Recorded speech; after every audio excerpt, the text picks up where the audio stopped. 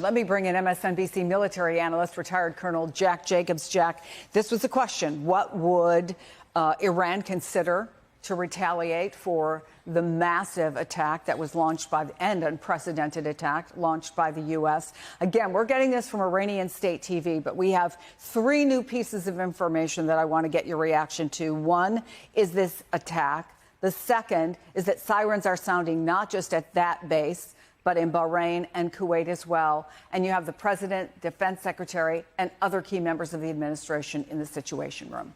Well, the report was that there were half a dozen missiles, and we don't know how accurate that is.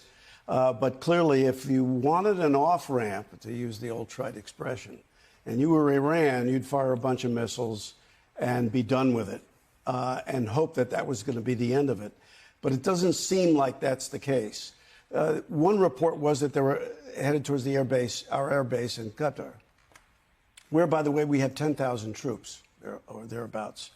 Forward position of U.S. Central Command, 10,000 troops. Correct. A likely target.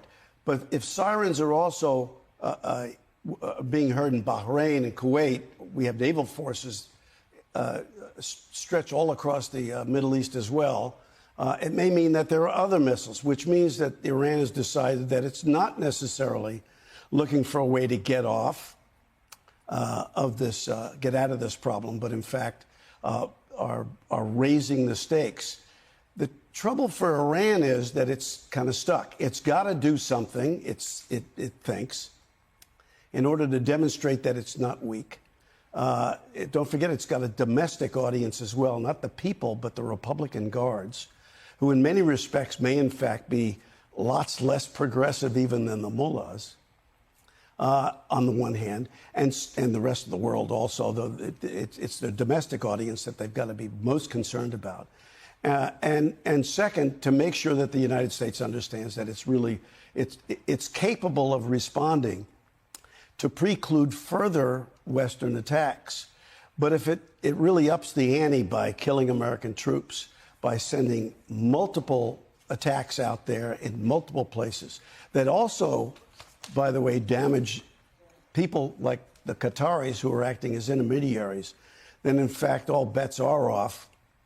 And the likelihood of an American response that the Iranians did not anticipate, something really, really big, becomes greater. Don't forget, the Iranians are looking at the United States and come to the conclusion that the guy who's got his finger on the button is unpredictable. Well, if you're looking at somebody who's an adversary who's unpredictable, what you probably don't want to do is make them angry. And it depends on how long this attack is going to be, how widespread it's going to be, and whether or not it's going to stop after this attack. But if a lot of American troops are hurt, then all bets are off. There is an Iranian semi-official news agency, Tasnim. They are saying that Iran has launched missile operations, what is called Basharat al-Fath, against U.S. bases in Qatar and Iraq.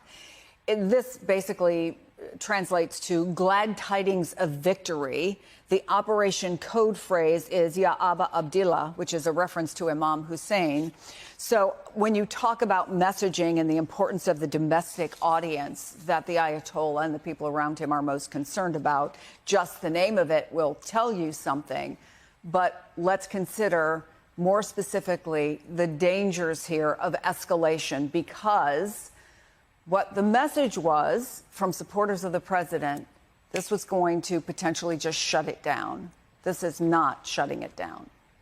Well, they keep talking about, the administration keeps talking about this being a war against the nuclear capability of Iran. And of course, that's where the attacks were. By the way, as an aside... Let me stop you for just a second, because Courtney Kube, who is our reporter at the Pentagon, has gotten in front of a camera now. Talk to us about what we know about these bases. And very importantly, we've heard a lot over the last 36 hours or so about the defenses that are in place. So tell us about that. Yeah, that's right. So one of the main bases that we're talking about here is Al Udeid. That's in Doha. It's this sprawling, enormous air base that is actually owned by the Qataris, but the U.S. military has been there with thousands of troops operating off that base, largely airmen, for years now. Now, it does have extensive air defense systems in it. That's both ground-based systems, which we've been hearing a lot about in recent days, that have the ability to shoot down not only incoming missiles, but also drones. But they also have multiple fighter squadrons there, fighter jets, that have the ability to go up in the air and shoot down incoming as well. We've seen them do that in frankly, in recent months, U.S. aircraft up shooting down incoming drones, and they can even take down certain missiles, Chris. So that is the defense that they have on the base. It is, as I said, an enormous, sprawling base right in Qatar. But there are other U.S. military installations that also are in the area that are well within the reach of Iran. One is the head of the U.S. Navy in the Middle East, known as Fifth Fleet. It's in Bahrain. There is also there are bases in Iraq as well, multiple bases there that have also come under attack in recent months from Iranian proxy groups, well within, obviously, range of Iran if they were to decide to go after one of those. Remember, Iran has actually targeted U.S. troops and the installation at al-Assad, which is in western Iraq.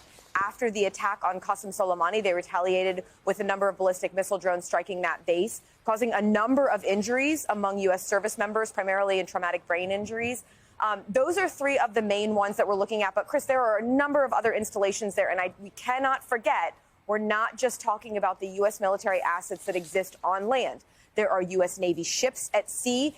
They are also well within range. These are the sorts of assets that we're looking at right now. We're aware of the information that's coming across the semi-official Iranian news agencies. But at this point, the defense officials we're speaking to have not been able to substantiate any actual attack beginning. But a U.S. official that I spoke with did say that they were warned about the possibility of an imminent threat against a number of U.S. military bases in the region. That includes some of the ones I spoke with in Qatar, in Iraq, and in Bahrain and elsewhere. Chris? Thank you so much, Courtney Kube. Come back to us as we get more information. But I want to bring in Brigadier General Mark Kimmett, retired and former Assistant Secretary of State. We just got a statement from Iran's armed forces. I'm going to read you little parts of it, if I can, General. In response to what they call the blatant military aggression of the criminal regime of the United States against the peaceful nuclear facilities of the Islamic Republic of Iran, and in clear violation of international law, Iran has launched a powerful and destructive missile strike on the Al Udeid air base in Qatar. The operation is being carried out under the sacred call. The message to the White House and its allies is clear. It says, Iran will never leave any violation of its territorial integrity, sovereignty, or national security unanswered. We warn the enemies of the Islamic Republic. The era of hit and run is over. The determined will of Iran's powerful and popular armed forces means any repeated provocation will accelerate the collapse of the U.S. military structure in the region. And so what we have is missiles heading for U.S. bases in the region. Your reaction to what we're seeing right now? Well, I'm glad we probably have some airplanes on scramble alert. Hopefully they're up in the air right now, taking on those ballistic missiles and possibly drones as well. We'll have to wait and see the numbers, the quality, the quantity, because that's going to make a difference. It'll be important to find out if this is just a performative response, which is meant to demonstrate that they are resisting but are really not serious because they don't want to draw the U.S. military into a fight, or if this is the real deal. I mean, I would also note, as Courtney said, while we have the largest air base at Al Udeid, it's also